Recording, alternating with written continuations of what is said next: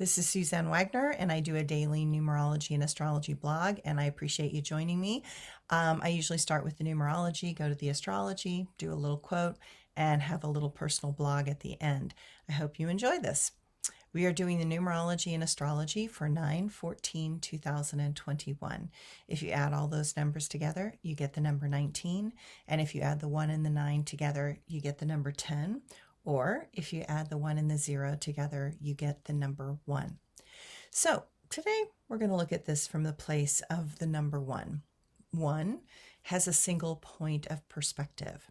Ideally, it is the unified self. It is the number of the independent seeker from which all possibilities emerge. It is about creating a world in the way that you personally choose. It prefers to strive towards those goals, take action, be original, be inventive, and be self-reliant. It is the point where you separate from a group and walk your own personal path. When this number is positive, it is vulnerable, simple, and humble. When this number is negative, it is selfish, opinionated, and intentionally isolating. This number has diligence, self-control, and the determination derived from addressing the limitations. Today, look at the limitations in your world and then take action. Believe in yourself and know that maturity comes when you separate from a hive mind or a herd mentality. Learn to independently seek out new possibilities, and that is a good thing. Walking your own path is always humbling. Learning to let go of the biases of the group mind requires us to learn to listen from a more humble and authentic place. My astrology today. The moon is in spirited and fiery Sagittarius until the morning, and then it moves into Capricorn. That gives us a determined and focused approach to our day. The Sun and Neptune are in opposition, and that can confuse things and make it feel as if we just don't want to deal with the reality. Be aware that some may use this energy to put others into places in their minds that are not necessarily real. Be careful, because this aspect can want to glamorize and inflate situations. The places of action and actions and reflections desire a new balance. We are being asked to comply with the patterns of the greater universal flow. Sensitivity and vulnerability can be misunderstood by others.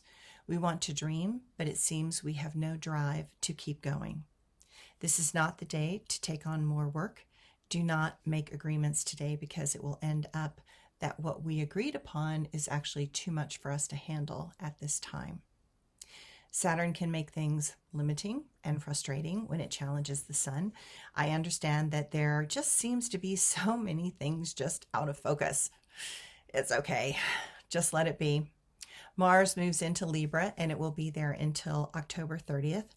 Mars is less powerful in Libra, and it is not comfortable here, and it seems to not function well. So you may notice that energy is low, and we may manifest this pattern in ways that express frustration and aggravation. Be aware, don't take the bait. There is a hook at the end of that bait, and you might regret taking a bite out of someone.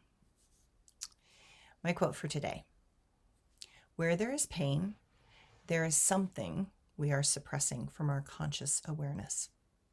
Notice what it is we fear to let go. Notice what has changed. Notice that sometimes it just all seems too much. And notice that regardless of if anything feels fair, we still have to go on. And my blog for today. Okay. There is suffering that is based on external circumstances.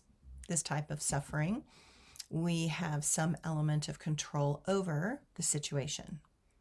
After all, starving children can be fed. Certain illnesses and diseases have remedies. After all, there is enough money in the world for everyone to have good schools and opportunity, if those in power would allow the people those chances. Then why do we still have so much suffering in the world? Because we have so many whose minds think only of themselves and using people for their own end. My father told me when I was a child that no company would ever pay you what you are worth. That is because if they did, there would be no profits for the owner. Greed, human selfishness, and control are a poison in our society. Too many governments do not care for their people. There are too many with great power that want and intend to control others that they perceive are lower than them, so they can use the regular people for their own selfish means. There are souls who have accumulated power through volatile and criminal ways, who operate at such a low level of consciousness that they manifest slavery in many forms, regardless of if slavery is even legal. Unpaid overtime is a form of slavery. Destroying unions is an attempt at enforcing a type of slavery. Such souls try to destroy democracy and the power of the people by undermining choice, creating division and confusion, and manipulating dysfunctional education. Such souls enslave women by forcing them to have children out of rape, or at times when they should be in school and learning how to take care of themselves. Such souls are tyrants, and no better than those slave owners of ancient times. Make no mistake, there are those attempting to enslave many in our country right now, and any that support such behaviors and choices are brainwashed by some dogmatic belief that was intentionally given to them by those in power as a means to have control over them. First steps towards slavery is to ensnare the minds of the people. The second step is to set up division and discord. Number 3 is to manipulate the information out there so that chaos erupts. I recognize that individual minds take an evolutionary path of awakening towards integrated awareness. And not all paths are the same. And some get stuck in certain patterns for generations and lifetimes. I clearly recognize that most cultures are unable, on a mental, educational, social, financial, and cultural level, to be able to maintain the complexity of a democracy.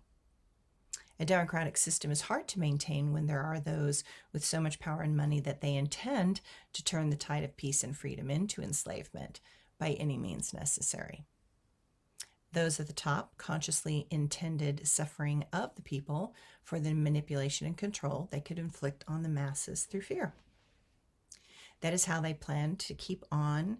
That is how they planned on keeping the control, is by poisoning the people's minds to the point of collapse, so that those people need their jobs and are desperate for any work on a financial level. Only when we finally see through the patterns and make a conscious choice to educate ourselves in ways that eliminate their ability to control our minds through fear, lies, and distortion will mankind ever find actual freedom. Thanks, everyone.